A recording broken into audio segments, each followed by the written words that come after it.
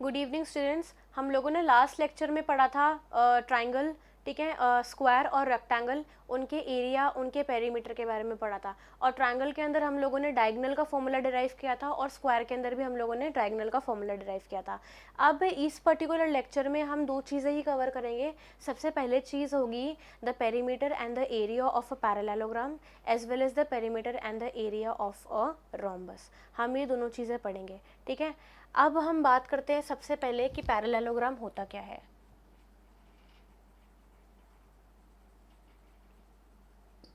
ठीक है, a parallelogram is a four sided polygon in which two pair of opposite sides are equal and parallel, ठीक है, and the opposite angles are equal. ठीक है, तो सबसे पहले इसकी डेफिनेशन लिख लेते हैं, फिर हम लोग समझ लेते हैं कि पैरेललोग्राम का मतलब क्या है।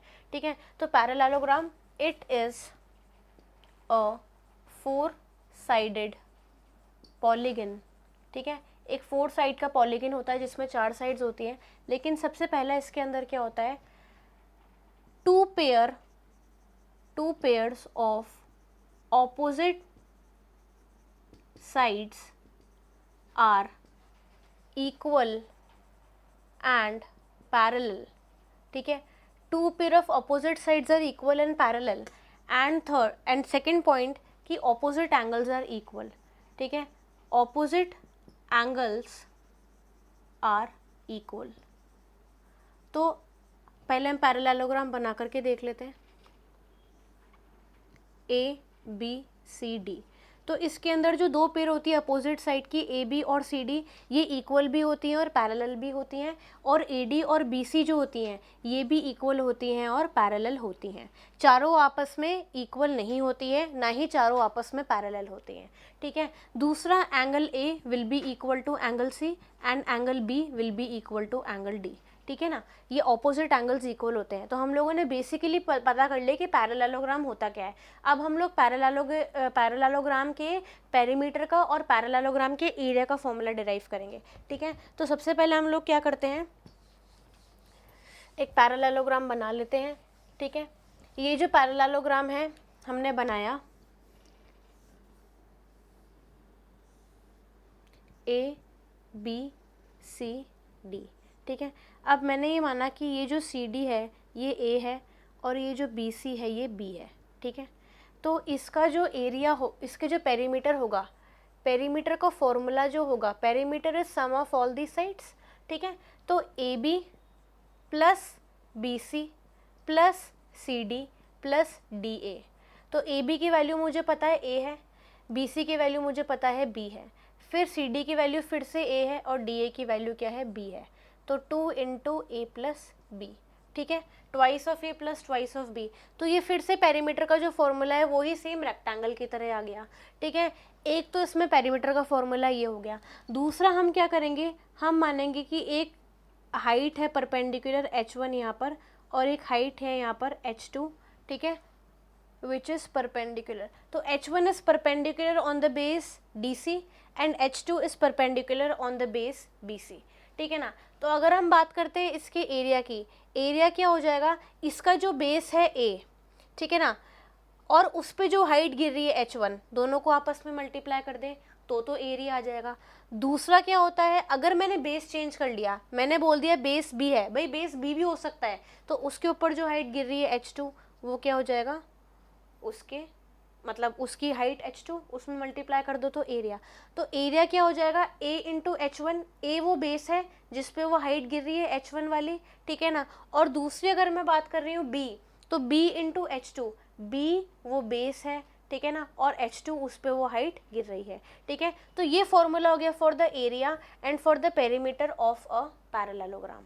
ठीक है, अब हम क्या करते हैं, पैरेललोग्राम से रिलेटेड एक क्वेश्चन कर लेते हैं। ठीक है, ताकि हमको बेसिकली ये टर्म कहाँ पर यूज़ करना है, पेरीमीटर का कैसे फाइंड करना है, एरिया कैसे फाइंड करना है, ये पता चल जाए। ठीक है, तो सबसे पहले एक क्वेश्चन है कि the base of a parallelogram is thrice its height. ठीक है, base of a parallelogram is thrice its height। उसकी हाइट की क्या है, थ्राइस है। अब इसने बोला है एरिया कितना है, 867 centimetre square. area is 867 centimeter square. I have to find base and I have to find height. ठीक है, मुझे बेस और हाइट दोनों फाइंड करनी है. तो सबसे पहले हम एक पैरेललोग्राम बना लेंगे. ठीक है, ये पैरेललोग्राम है ABCD. ठीक है, मैंने माना कि इस पे एक हाइट गिर रही है H1 और इसका जो बेस है वो A है. ठीक है, अब इसने ये बोला है कि base of the parallelogram is thrice its height. तो मैंने बोला let the height be x centimetre. ठीक है ना, हाइट को मैंने x सेंटीमीटर मान लिया. तो जो मेरा बेस है क्वेश्चन के अकॉर्डिंग वो थ्राइस ऑफ बेस, वो थ्राइस ऑफ हाइट है. मतलब थ्राइस ऑफ हाइट मतलब 3 इंटू एक्स. तो कितना हो जाएगा 3x सेंटीमीटर हो जाएगा ये. अगर मेरे पास हाइट x है तो बेस कितना हो जाएगा 3 मल्टीप्लाई बाय x. अब इसने हमें एरिया दे रखा है. एरिया का फॉर्मूला मैंने आपको बता रखा है, बेस और उसके ऊपर जो हाइट गिर रही है उनका प्रोडक्ट. ठीक है, तो a कितना हो जाएगा, बेस 3x और हाइट कितनी है x. ठीक है, ये कितना आ जाएगा 867 सेंटीमीटर स्क्वायर. ठीक है, तो कितना आ जाएगा 3x square is equal to 867. तो x square will be equal to 3 2 ज़ा 6. ठीक है, 3 8 ज़ा 24 और 3 9 ज़ा 27. तो x कितना आ जाएगा 17 सेंटीमीटर. मैंने आपको लास्ट लेक्चर में बताया था कि आप रूट्स याद कर लेना. ठीक है ना, सारे नंबर के रूट्स कितने होते हैं, स्क्वायर रूट्स वगैरह याद करने थे. तो 289 जो होता है वो 17 का स्क्वायर होता है. तो आप इससे अगर आपको याद हो जाएंगे तो आप डायरेक्टली कर सकते हैं, अदरवाइज निकालने का तो कोई मतलब नहीं है, ज़्यादा लेंदी पड़ जाता है. इसलिए 1 to 30 आप याद कर लेना, square roots and cube roots. तो एक्स कितना आ जाएगा 17 सेंटीमीटर आ जाएगा. अब इसका मतलब हाइट कितनी आ गई 17 सेंटीमीटर की. तो बेस, ठीक है, बेस कितना हो जाएगा 3 मल्टीप्लाई बाय एक्स. तो 3 into 17 which is equal to 51 centimetre. तो मेरे पास हाइट कितनी थी 17 सेंटीमीटर थी और बेस कितना था 51 सेंटीमीटर था. तो मेरा पैरेललोग्राम का क्या आ जाएगा, बेस और हाइट. ठीक है, तो इस क्वेश्चन में बेसिकली क्या पूछा गया था कि एक पैरेललोग्राम है, उसका बेस है वो उसकी हाइट के 3 गुना है. ठीक है, तो आपको ये पूछा गया था अगर उसका एरिया 867 सेंटीमीटर स्क्वायर है तो उसका बेस और उसकी हाइट क्या होगी. तो आपने सीधा सीधा फॉर्मूला डाला. सबसे पहले आपने हाइट को x माना, आपने बेस को क्या माना 3x, आपने 3x मल्टीप्लाई बाय x किया, 3x स्क्वायर आया, उसको आपने 867 से इक्वेट किया. देन आपने क्या किया, x की वैल्यू निकाली विच इज 17 सेंटीमीटर. फिर आपने उसके कॉरेस्पॉन्डिंग बेस की वैल्यू निकाल ली. ठीक है, तो ये हाइट कितनी आ गई 17 और बेस कितना आ गया 51 सेंटीमीटर. तो यहाँ तो आपका ये क्वेश्चन जो है पैरेललोग्राम का वो क्लियर हुआ. ठीक है, अब हम क्या करते हैं दूसरे टॉपिक पे जाते हैं. दूसरा टॉपिक है रोम्बस का. ठीक है, अब रोम्बस का पेरीमीटर क्या होता है, रोम्बस का एरिया क्या होता है, ये कैसे डिराइव करते हैं ये हम लोग देखेंगे. ठीक है, तो सबसे पहले बात होती है रोम्बस की. हम लोग बेसिकली देख लेते हैं कि रोम्बस होता क्या है. ठीक है, rhombus is a parallelogram in which all the sides are equal. Rhombus के अंदर वो सारी क्वालिटीज़ होती हैं, वो सारी प्रॉपर्टीज़ होती हैं जो एक पैरेललोग्राम के अंदर होती है. लेकिन एक डिफरेंस ये होता है कि रोम्बस के अंदर जो सारी साइड्स होती हैं वो इक्वल होती हैं. ठीक है, तो हम एक rhombus, it is a 4 sided polygon. ठीक है ना, it is a parallelogram. Rhombus एक पैरेललोग्राम है. ठीक है ना, in which all the sides are equal. सारी साइड्स क्या है इक्वल है. तो रोम्बस की अगर मैंने बात करी, इस तरीके से रोम्बस जो है वो बनाया ABCD. ठीक है, तो रोम्बस की सारी साइड्स क्या हो जाती है इक्वल हो जाती हैं. अच्छा, इसके अंदर एक प्रॉपर्टी और होती है. क्या होता है कि ये जो BD होता है ये एक डायगोनल होता है और ACB जो होता है ये एक डायगोनल होता है. ये D1 होता है BD और D2 क्या हो जाएगा AC. तो BD will be equal to D1. ठीक है ना, एंड AC will be equal to D2. तो हमारे पास जो दोनों डायगोनल्स होते हैं इनकी लेंथ जो होती है वो कुछ पर्टिकुलर लेंथ होती है. और हम ये मानते हैं कि इसमें इसकी प्रॉपर्टी होती है रोम्बस की एक प्रॉपर्टी होती है कि इसके जो दोनों जो डायगोनल्स होते हैं वो आपस में 90 डिग्री पे इंटरसेक्ट करते हैं। तो D1 is perpendicular to D2, D1 जो है वो D2 के क्या है, परपेंडिकुलर है, दोनों 90 डिग्री पे क्या करते हैं, बाइसेक्ट करते हैं, ठीक है, या 90 डिग्री बनता है, ठीक है। अब हम लोग बेसिकली बात करेंगे इसके पेरीमीटर और इसके एरिया के फॉर्मूले के बारे में, ठीक है।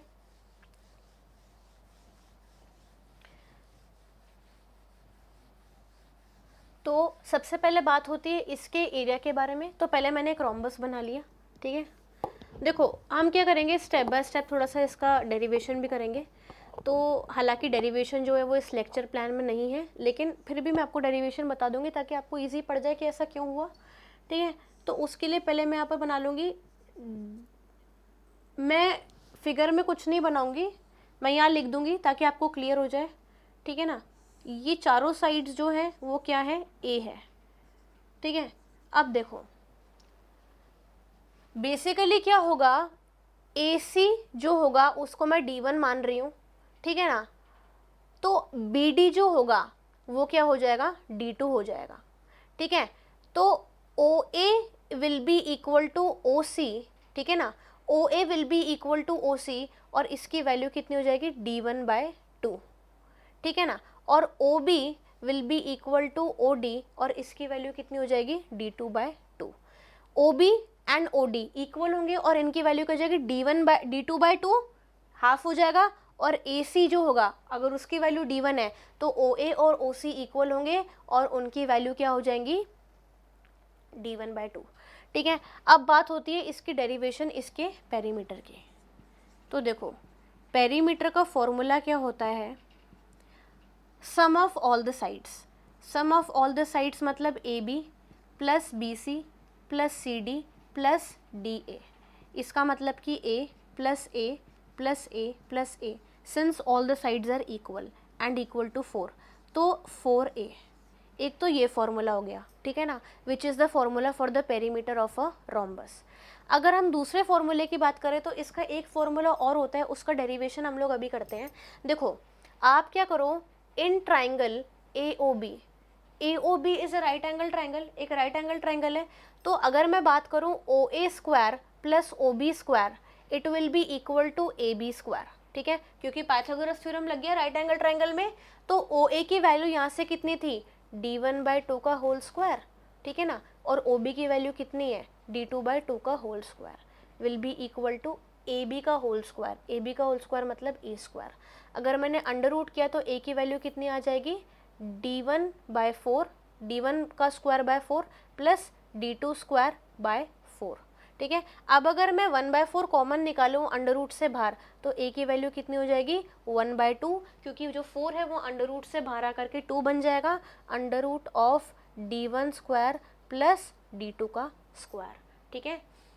और अब पेरीमीटर का फॉर्मूला क्या होता है, 4 इंटू A, तो perimeter is equal to 4 multiply by A, तो 4 इंटू A की वैल्यू यहाँ से रख दो, half into under root of D1 square plus D2 square, which is equal to perimeter is equal to twice into under root of D1 square plus D2 square. तो यहाँ पर perimeter का एक नया फॉर्मूला निकला, perimeter is equal to twice into under root of D1 square plus D2 square, ठीक है।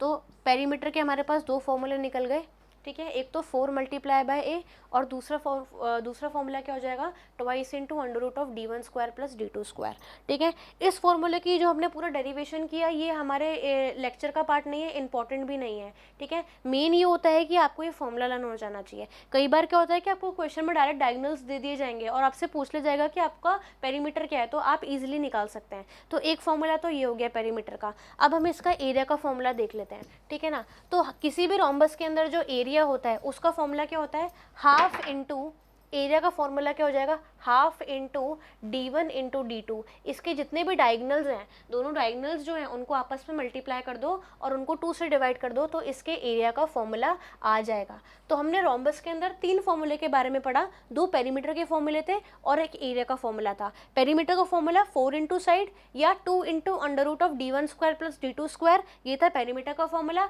और एरिया का फॉर्मूला क्या था, half into D1 plus D2, जहाँ पर D1 और D2 क्या हो जाएंगे, उसके डायगोनल्स हो जाएंगे, ठीक है। अब हम इससे रिलेटेड एक क्वेश्चन कर लेते हैं।